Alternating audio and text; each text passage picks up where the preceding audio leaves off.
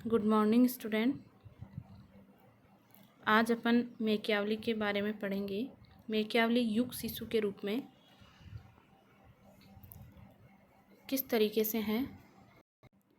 जैसा कि अपन देखते हैं कि मध्य युग के जितने भी राजनीतिक विचारक हुए, उनका चिंतन चर्च और राज्य के कैसे संबंध होने चाहिए, इन्हीं के ऊपर केंद्रित रहा। लेकिन मैकियावली पहला ऐसा विचारक है जिसने उस मध्ययुगीन जो धार्मिक नैतिकता, आडंबर, पोप का बोलबाला, चर्च का प्रभुत्व राज्य के ऊपर था, उससे हटकर उसने नैतिकता और धर्म को राजनीति से अलग करने की बात कही।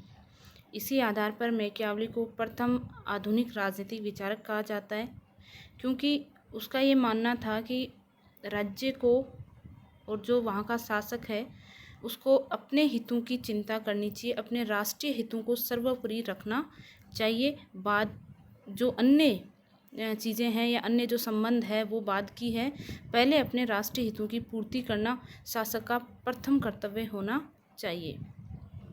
तो सबसे पहले अपन थोड़ा मैकियावली का जीवन परिचय जानते हैं।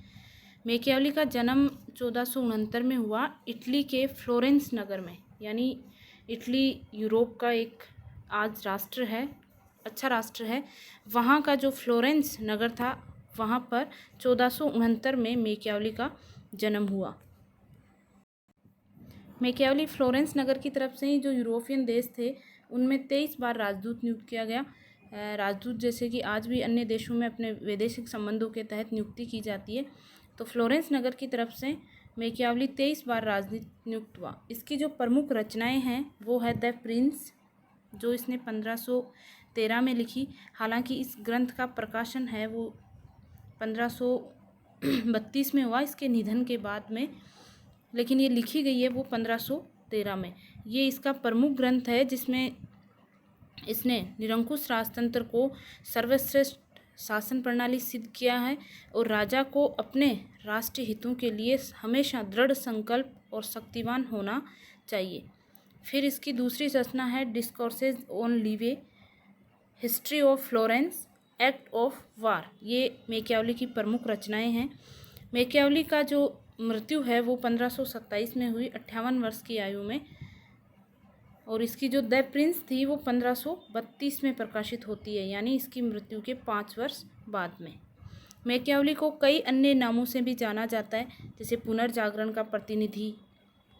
उस समय देखिए यूरोप में पुनर्जागरण काल था। पुनर्जागरण का अर्थ था कि जो यूरोप के रोमन पहले के जो आदर्श थे, धार्मिक धर्म के क्षेत्र में पुनरुत्थान, सुधार आंदोलन जो था, उसको क्या कहा गया? पुनर्जागरण।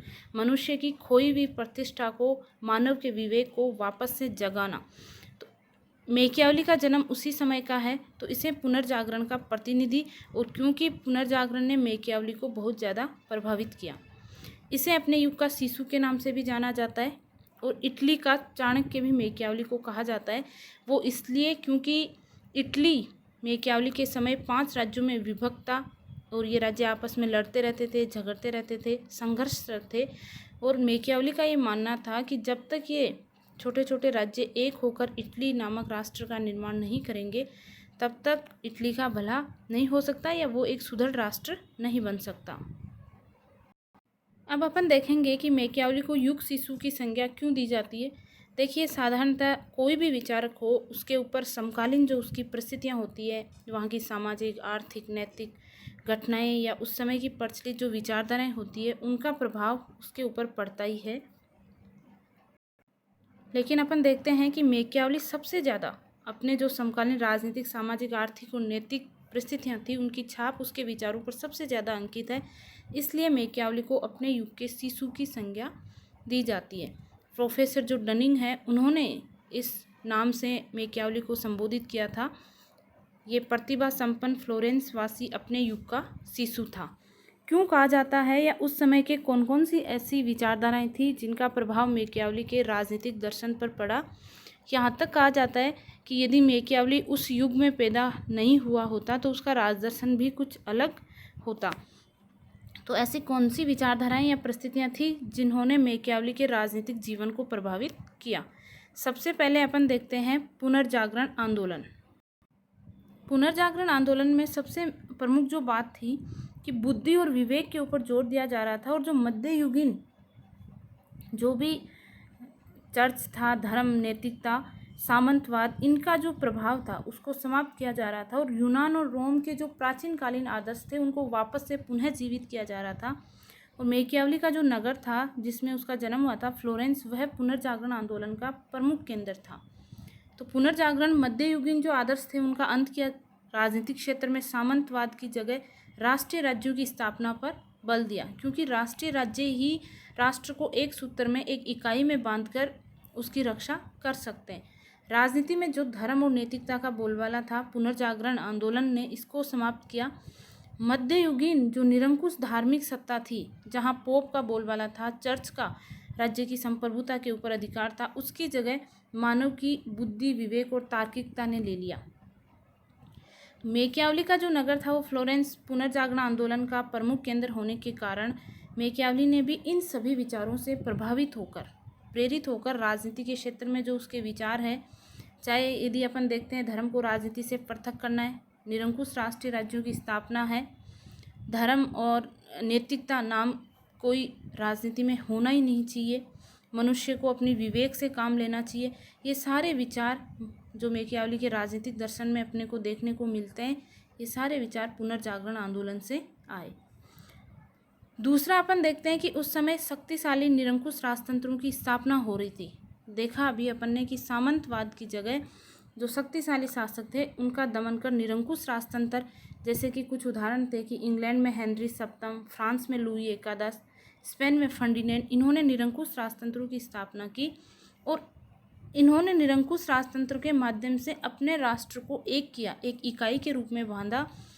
इससे मेकियावली का ये मानना था कि इटली में भी समस्त जो राजनीतिक शक्ति है उसका केंद्रीकरण होना चाहिए और निरंकुश राष्ट्रीय राज्य की स्थापना होनी चाहिए, तभी इटली का एकीकरण किया जा सकता है और इटली में एकता स्थापित किया जा सकता है। उसकी जो द फ्रिंस रचना है उसमें वह ऐसे ही संबोधित करता है, एक ऐसा नायक हो, एक ऐसा राजा हो जो इटली का एकीकरण कर सके।